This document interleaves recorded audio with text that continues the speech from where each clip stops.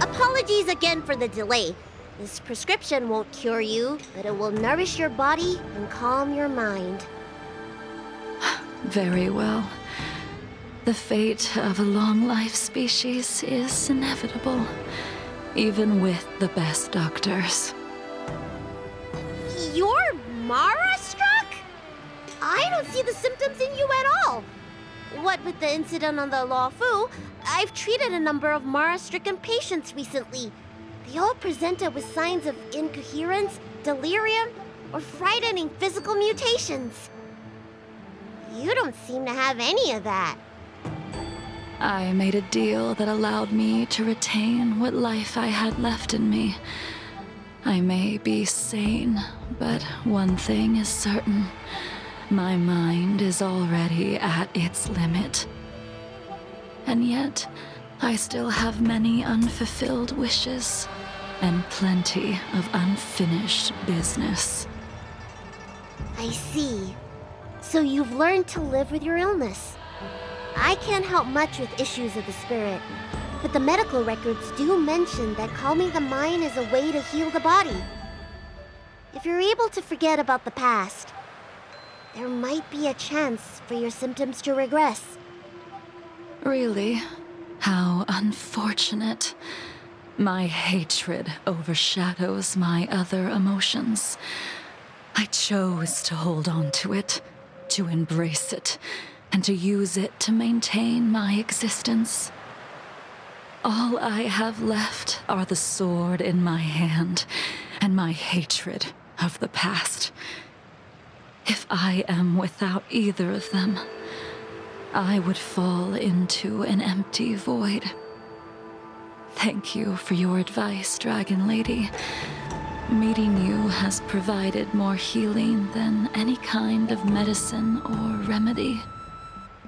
By the way, among those you've treated in recent days, did you notice a person in bandages?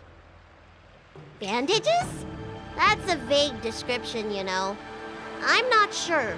We get injured patients from all over the Xianzhou for treatment, and the number of injuries we see has skyrocketed since the Ambrosia Arbor crisis. The person I'm inquiring about is tall, with a serious expression. He also carries a crude sword with him at all times. Have you seen someone like that, Dragon Lady?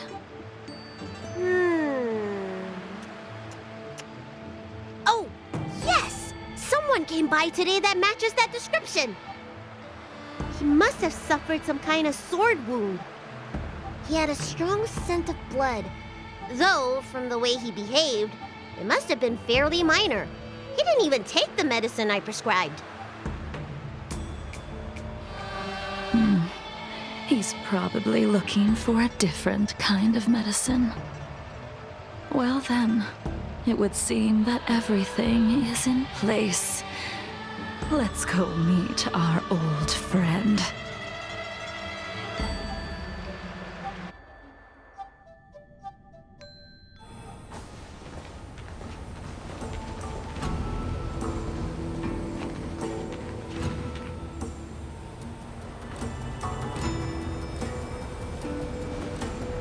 Take this man away. This does not involve him. Yanqing.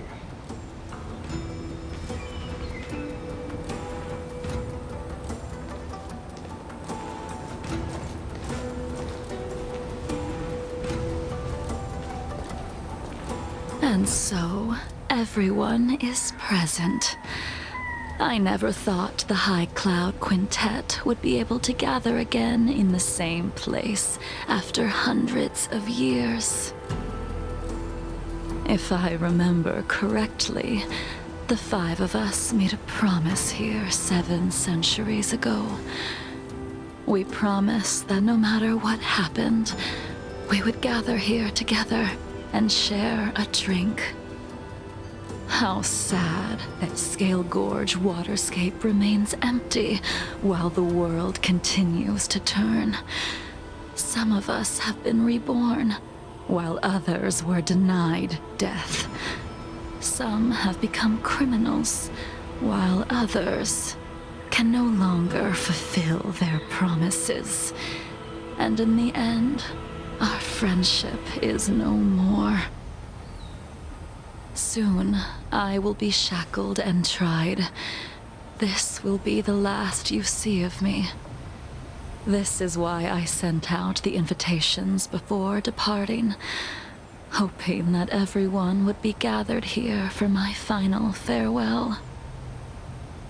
Of 5 people, 3 must pay a price. Imbibitor Lunae, the chief culprit, chose to use the transmutation arcanum as a means of resurrection, begetting terrible transformation and great calamity in the process. He dishonored the name of the fallen. Ying Sing, the accomplice, arrogant and oblivious, used the flesh of the Abundance Emanator to assist Imbibitor Lunae in his evil. He fell, becoming an immortal abomination. As for Jing Liu, the sinner, she succumbed to Mara, slaughtered her people, and abandoned her oath. Now it is time we pay for what we have done. Dan Heng, you can never escape the shadow of Imbibitor Lunae. He is your origin, and his sins will accompany you in your path forward until you meet your eventual doom. Blade, what a fitting name. In the remainder of your infinite life, you will experience only murder and your own death, all the while pleading for a place to rest. This is the only way you are able to relinquish Ying Sing's regrets. And I will face the punishment of the Alliance and suffer an eternal punishment before paying an even worse price. That is the only way to keep the memory of the pain of the past from fading away. High Cloud Quintet, it is time to say goodbye.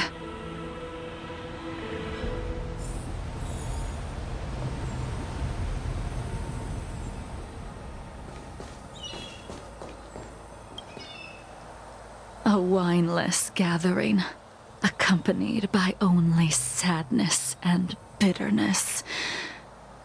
What a depressing reunion. Jing Yuan, is it not time you sent me to the Shuling? The laws of the Alliance cannot be subject to change. Unfortunately, your next stop will be the Yuchi. I reported everything to the Marshal, and the Seer strategist just so happened to take an interest in the case. They set up a Deca-light reflection barrier in hopes of meeting the 2 of you beforehand. Jing Yuan, you haven't changed at all. Always trying to destroy the plans of others.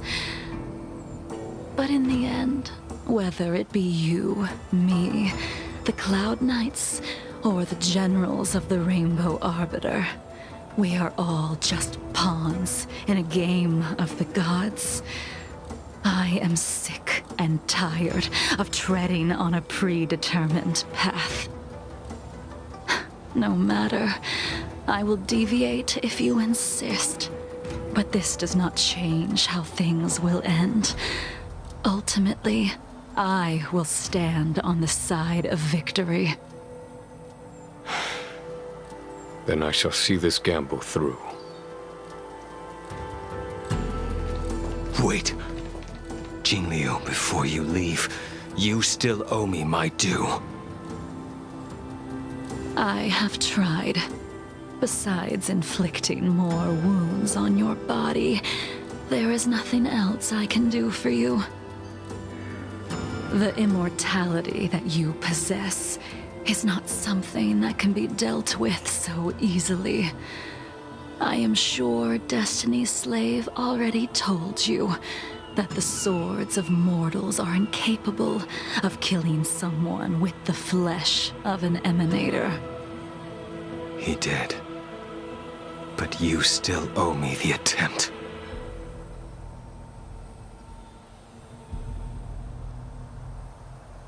I told you when I taught you the way of the sword. I am uninterested in drawing my blade against someone who does not long for life, who wants only to be slaughtered. You will only draw against an opponent. Jingliu, allow me to repay you for your teachings. Savor the moment. I will deliver you a brief moment of death. We were here once, 700 years ago. Laughing, sparring, and thinking about the future. Their faces still linger before my eyes, like a bygone dream.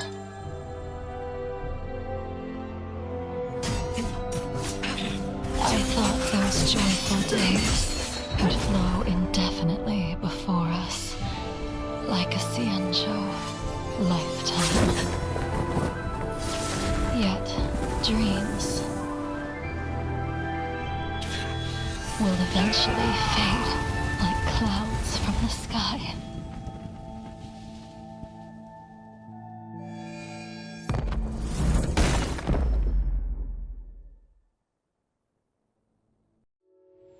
A familiar feeling. Almost as if we've returned to my first sword lesson. You used the sword Insing crafted, and pierced, sliced, and impaled me time and time again. The swordplay used to slay our enemies of old is still engraved on this despicable shell. All I can do is watch my flesh become severed, healed, and restored. It's as if they're saying, Why? Why did you and Imbibitor Lunae commit such an unforgivable sin? I know that you have no interest in my answer. Which is why I asked the question as you looked me straight in the eye. I've asked myself that same question infinite times, but was never able to find the answer. Why? Why is it that only the abominations can return time and time again? Why does someone like her have to be buried, burned to ash, and eventually forgotten? Why? In the end, you unleashed the final piercing blow and left both me and the sword in the withered grave. The miraculous thing is that in my brief moment of death, all the pain went away. Like when we drank to drown our sorrows.